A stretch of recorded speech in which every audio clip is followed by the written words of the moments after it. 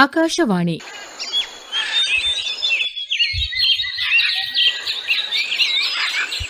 ಪಕ್ಷಿ ಪ್ರಪಂಚ ವಿಶೇಷ ಕಾರ್ಯಕ್ರಮ ಸರಣಿ ಪ್ರಸ್ತುತಪಡಿಸುತ್ತಾರೆ ಶ್ರೀನಿಧಿ ಹೆಬ್ಬಾರ್.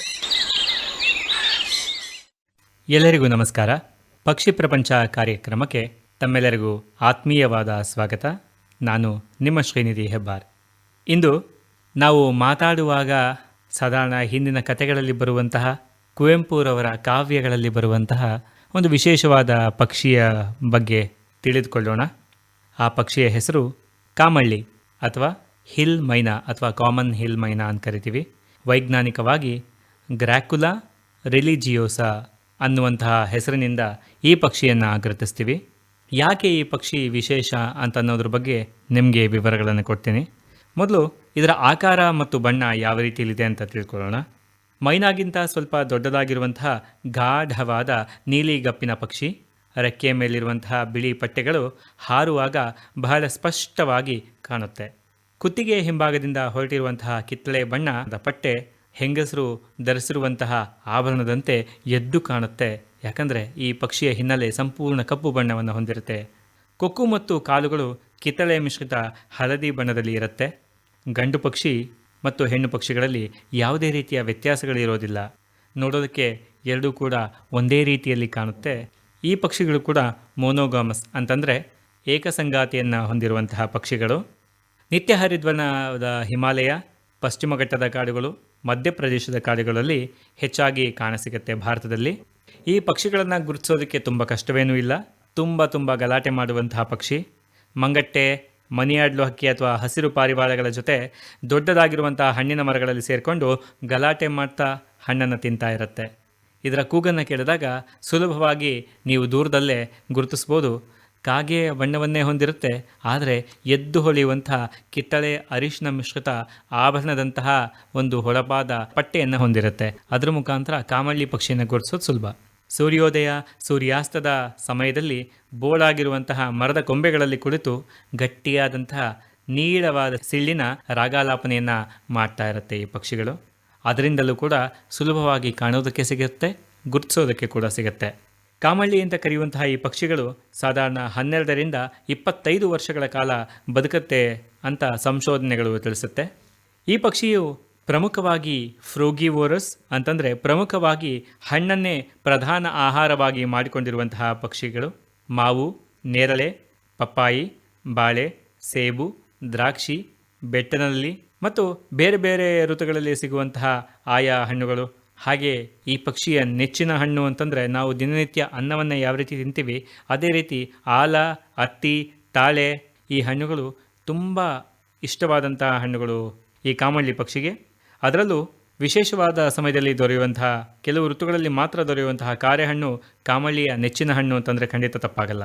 ಇದಲ್ಲದೆ ಮೊಟ್ಟೆಗಳ ಪೋಷಕಾಂಶಕ್ಕೋಸ್ಕರ ಮತ್ತು ಮರಿಗಳು ಹುಟ್ಟಿದಾಗ ಮರಿಗಳ ಪೋಷಕಾಂಶಕ್ಕೋಸ್ಕರ ನುಸಿ ಹುಳ, ಜೀರುಂಡೆ, ಕಂಬಳಿ ಹುಳ ಇತ್ಯಾದಿ ಹುಳಗಳನ್ನು, ಹಾಗೆ ಧಾನ್ಯ, ಬೇಯಿಸಿದಂತಹ ಧಾನ್ಯಗಳು, ಭತ್ತ, ಬೇಳೆಕಾಳುಗಳು, ಸ್ವಲ್ಪ ತರಕಾರಿಗಳಲ್ಲೂ ಕೂಡ ಕೋಸು, ಪಾಲಕ್ ಮತ್ತು ಮುಂತಾದ ಸಸ್ಯಗಳನ್ನು ಪೌಷ್ಟಿಕಾಂಶಕ್ಕೋಸ್ಕರ ಗರ್ಭಾವಸ್ಥೆಯಲ್ಲಿ ಹಾಗೂ ಮರಿಗಳ ಪೋಷಕಾಂಶಕ್ಕೋಸ್ಕರ ಸೇವಿಸುತ್ತೆ. ಈ ಪಕ್ಷಿ ಸಾಧಾರಣ ಮಾರ್ಚ್ನಿಂದ ಅಕ್ಟೋಬರ್ವರೆಗೂ ಕೂಡ ದೊಡ್ಡ ಮರಗಳ ಪೊಟರೆ, ದೊಡ್ಡ ಮರಗಳಲ್ಲಿರುವಂತಹ ಟೊಳ್ಳುಗಳನ್ನು ಉಪಯೋಗಿಸಿ ಹುಲ್ಲು, ಹತ್ತಿ, ಸಿಬಿರು, ಒಣಗಿರುವಂತಹ ಪೈರುಗಳು ಇವೆಲ್ಲವನ್ನು ಸೇರಿಸಿ ಗೂಡನ್ನು ತಯಾರಿಸುತ್ತೆ.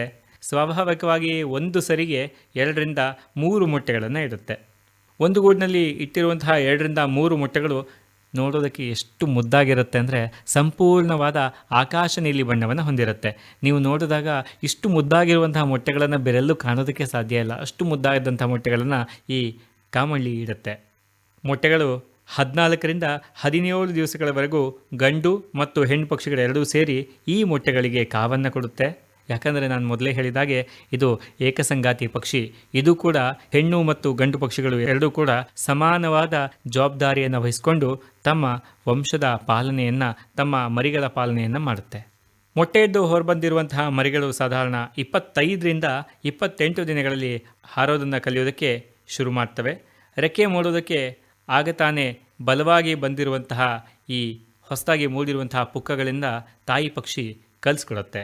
ಹೆಚ್ಚಾಗಿ ಕಾಮಳ್ಳಿ ಪಕ್ಷಿಗಳು ಹಾರೋದನ್ನು ಕಲಿಯೋದು ತನ್ನ ತಾಯಿ ಪಕ್ಷಿಯಿಂದಲೇ. ಇದು ಕೂಡ ಹಲವಾರು ಸಂಶೋಧನೆಗಳಲ್ಲಿ ಸಾಬೀತಾಗಿದೆ. ಈ ಪಕ್ಷಿಗಳು ಸಾಧಾರಣವಾಗಿ ಹಿಮಾಲಯದಂತಹ ದಟ್ಟ ಕಾಡುಗಳಲ್ಲಿ, ಪಶ್ಚಿಮ ಘಟ್ಟಗಳಿರುವಂತಹ ಪ್ರದೇಶದಲ್ಲಿ, Sri Lanka, Bangla, Burma, Thailand, Malaysia, Finland ಹಾಗೂ ದಕ್ಷಿಣ ಚೀನಾದ ಕೆಲವು ಭಾಗಗಳಲ್ಲಿ ಕಾಣುತ್ತೆ. ಮಾತಾಡುವಂತಹ ಪಕ್ಷಿಗಳು ಅಂತ ಅಂದರೆ ನಮ್ಮಲ್ಲಿ ತಕ್ಷಣ ತಲೆಗೆ ಬರೋದು ಗಿಳಿ ಅಂತ. ಯಾಕಂದರೆ ರಾಮಗಿಳಿ ಮಾತಾಡುವಂತಹ ಪಕ್ಷಿ ಅಂತ ಹಲವಾರು ಶತಮಾನಗಳಿಂದ ನಮಗೆ ಪರಿಚಿತವಾಗಿರುವಂಥ ಪಕ್ಷಿ. ಆದರೆ ತಜ್ಞರು ಏನು ಅಭಿಪ್ರಾಯವನ್ನು ಹೇಳ್ತಾರೆ ಅಂತಂದರೆ, ಮನುಷ್ಯರ ಮಾತುಗಳನ್ನು ಮತ್ತು ಪರಿಸರದಲ್ಲಿ ಆಯಾ ಕೈಗಾರಿಕೆಗಳಲ್ಲಿ ನಡೆಯುವಂಥ ಇತರ ಶಬ್ದಗಳನ್ನು ಗಿಳಿಗಳಿಗಿಂತನೂ ಅತ್ಯಂತ ಉತ್ಕೃಷ್ಟವಾಗಿ ಉತ್ತಮವಾದ ರೀತಿಯಲ್ಲಿ ಅನುಕರಿಸುವಂಥ ಯಾವುದಾದ್ರೂ ಪಕ್ಷಿ ಇದ್ದರೆ ಅದು ಕಾಮಳ್ಳಿ ಮಾತ್ರ. ಹಿಂದೂ ಪುರಾಣಗಳಲ್ಲಿ, ಚೈನಾ ದೇಶದ ಬೌದ್ಧ ಪುರಾಣಗಳಲ್ಲಿ ತುಂಬ ಈ ಪಕ್ಷಿಯ ಬಗ್ಗೆ ಉಲ್ಲೇಖಗಳನ್ನು ನಾವು ನೋಡ್ತಾ ಹೋಗ್ಬೋದು. ಮನುಷ್ಯರ ಮಾತುಗಳನ್ನು ಯಾವ ರೀತಿ ಮಾತಾಡಿದ್ರೋ ಅದೇ ರೀತಿಯ ಮಾತುಗಳನ್ನು ಹೊರಡಿಸುವಂಥ ಶಕ್ತಿ ಗಿಳಿಗಳಿಗಿಂತಲೂ 10 ಪಟ್ಟು ಜಾಸ್ತಿ ಇದಕ್ಕಿದೆ. ಹಾಗಾಗಿ ಒಂದು ಕಾಲದಲ್ಲಿ ತುಂಬ ಹೆಚ್ಚಿನ ಸಂಖ್ಯೆಯಲ್ಲಿದ್ದಂತಹ ಕಾಮಳ್ಳಿ ಪಕ್ಷಿಗಳನ್ನು ಇದೊಂದು ಕಾರಣದಿಂದ ಬೇಟೆಯನ್ನು ಮಾಡಿ ಗೂಡಲ್ಲಿ ತಂದಿಟ್ಟು ಸಾಕೋದಕ್ಕೆ ಪ್ರಾರಂಭವನ್ನು ಮಾಡಿದರು. ಹಾಗಾಗಿ ಇವುಗಳು ನಮ್ಮ ಹತ್ತಿರದ ಪರಿಸರದಲ್ಲೇ ಇತ್ತು. ಆದರೆ ಇವುಗಳ ಸಂಖ್ಯೆ ಕಮ್ಮಿ ಆಗ್ತಾ ಬಂದ ಹಾಗೆ ಅವು ಮನುಷ್ಯರ ಕೈಗಾರಿಕೆಗಳು, ಇತರವಾದಂತಹ ಬೇರೆ ಬೇರೆ ದೊಡ್ಡ ದೊಡ್ಡ ನಗರಗಳು ಶುರುವಾಗ್ತಿದ್ದ ಹಾಗೆ ಊರಿನ ಬದಿಯ ಅಂಚಿನ ಕಾಡನ್ನು ಬಿಟ್ಟು ದಟ್ಟವಾದ ಒಳಗಿನ ಕಾಡನ್ನು ಸೇರೋದಕ್ಕೆ ಶುರು ಮಾಡಿದರು. ಹಾಗಾಗಿ ಈ ಪಕ್ಷಿಗಳನ್ನು ನೀವು ಇವತ್ತೇನಾದ್ರು ನೋಡಬೇಕು ಅಂದರೆ ನಾವು ಪಶ್ಚಿಮ ಘಟ್ಟದ ತಪ್ಪಲಿನಲ್ಲೇ ಇದ್ದೀವಿ. ಹಾಗಾಗಿ ಪಶ್ಚಿಮ ಘಟ್ಟದ ತಪ್ಪಲುಗಳಿಗೆ ಹೋದರೆ ಈ ಪಕ್ಷಿಯನ್ನು ನೀವು ಸುಲಭವಾಗಿ ಗುರುತಿಸಬಹುದು ಅದರ ಶಬ್ದದಿಂದಲೇ. ಮತ್ತು ಈ ಪಕ್ಷಿಗಳು ಹಾರಬೇಕಾದ್ರೆ ತಮ್ಮ ಬಲವಾದ ರೆಕ್ಕೆಗಳನ್ನು ಬೀಸೋದ್ರಿಂದ ಯಾವುದೋ ದೊಡ್ಡದಾಗಿರುವಂತಹ ಪಕ್ಷಿ ಮೇಲ್ಗಡೆ ಹಾರ್ತಾ ಇದೆ ಅನ್ನುವಂತಹ ಭಾವ ನಿಮಗೆ ಬರುತ್ತೆ. ಯಾಕಂದರೆ ಆ ಥರದ ಶಬ್ದವನ್ನು ಮಾಡುತ್ತೆ. ಸುಯಿ ಸುಯಿ ಸುಯಿ ಅಂತ ತುಂಬ ಬಲವಾದಂತಹ ಶಬ್ದವನ್ನು ಹೊರಡಿಸುತ್ತೆ ಹಾರಬೇಕಾದ್ರೆ. ಈ ಪಕ್ಷಿಯ ಕರೆ ಯಾವ ರೀತಿ ಇರುತ್ತೆ, ಕಾಲ್ ಯಾವ ರೀತಿ ಇರುತ್ತೆ ಅನ್ನೋದನ್ನು ನಾವು ಕೇಳಿಸ್ಕೊಳ್ಳೋಣ. ಕಾಮಳ್ಳಿ ಪಕ್ಷಿ ಯಾವ ರೀತಿಯಲ್ಲಿ ಕೂಗುತ್ತೆ ಅನ್ನೋದನ್ನು ಅದರ ಶಬ್ದದ ಮುಖಾಂತರ ತಿಳ್ಕೊಳ್ಳೋಣ.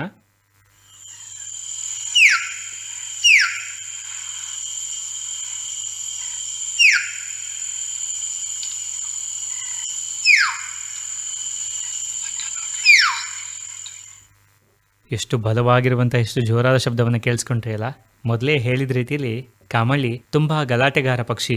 ಎಷ್ಟೇ ದೂರದಲ್ಲಿದ್ದರೂ ಕೂಡ ಇದರ ಕೂಗಿನಿಂದಲೇ ಕಾಮಳ್ಳಿ ಇದೆ ಅನ್ನೋದನ್ನು ಗುರುತಿಸ್ಬೋದು ನೀವು. ಅಷ್ಟು ಜೋರಾಗಿ ಗಲಾಟೆ ಮಾಡ್ತಿರುತ್ತೆ. ಹಣ್ಣಿನ ಮರಗಳಲ್ಲಿ, ಅದರಲ್ಲೂ ಆಯಾ ಋತುಗಳಲ್ಲಿ ಬಿಡುವಂತಹ ಬೆಟ್ಟದ ನೆಲ್ಲಿಕಾಯಿ, ಈ ಥರದ ಹಣ್ಣಿನ ಮರಗಳಲ್ಲಿ ಹೆಚ್ಚಾಗಿ ಕಾಣುತ್ತೆ. ಮತ್ತು ತುಂಬ ಗಲಾಟೆ ಮಾಡುವಂತಹ ಮಂಗಟ್ಟೆ ಹಕ್ಕಿಗಳ ಜೊತೆಗೆ ಹಾಗೂ ಮನಿಯಾಡ್ಲು ಅಥವಾ ಹಸಿರು ಪಾರಿವಾಳಗಳ ಜೊತೆ ಕೂತು ಜೋರಾಗಿ ಗಲಾಟೆ ಮಾಡ್ತಾ ಹಣ್ಣನ್ನು ಸೇವಿಸ್ತಾ ಇರುತ್ತೆ. ಇದು ನೀವು ಈ ಪಕ್ಷಿಯನ್ನು ಗುರುತಿಸೋದಕ್ಕೆ ಇರುವಂತಹ ಸುಲಭವಾದ ವಿಧಾನ. ಹಣ್ಣಿನ ಮರಗಳಲ್ಲಿ ಸಾಧಾರಣ ಪಶ್ಚಿಮ ಘಟ್ಟಗಳಲ್ಲಿ ಕಾಣಸಿಗುವಂತಹ ಪಕ್ಷಿ. ಮತ್ತು ಈ ಪಕ್ಷಿ ತುಂಬ ಮುದ್ದಾದ ಮನುಷ್ಯರ ರೀತಿಯಲ್ಲಿ ಮಾತಾಡುವುದಕ್ಕೆ ಶಕ್ತಿಯನ್ನು ಹೊಂದಿರುವಂತಹ ಪಕ್ಷಿ.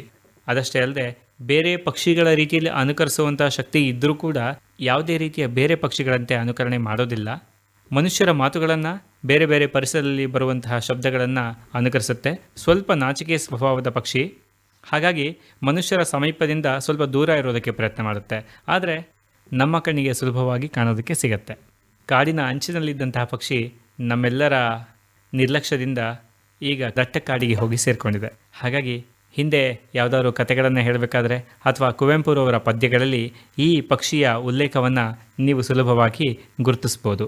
ಅದಕ್ಕೆ ಹೇಳ್ತಾರಲ್ಲ, ಮಳ್ಳಿ ಕಾಮಳ್ಳಿ ಅಂತ ನೀವು ಮಾತನ್ನು ಕೇಳಿರ್ತೀರ. ಅದೇ ಈ ಪಕ್ಷಿಯ ಹೆಸರು, ಕಾಮಳ್ಳಿ. ಖಂಡಿತ ಈ ಸಂಚಿಕೆಯಿಂದ ಹಲವಾರು ವಿಚಾರಗಳನ್ನು ತಿಳ್ಕೊಂಡಿದ್ದೀರಾ ಅಂತ ಅಂದ್ಕೊಳ್ತಾ ಇಂದಿನ ಸಂಚಿಕೆಯನ್ನು ಮುಗಿಸ್ತಾ ಇದ್ದೀನಿ. ಧನ್ಯವಾದಗಳು.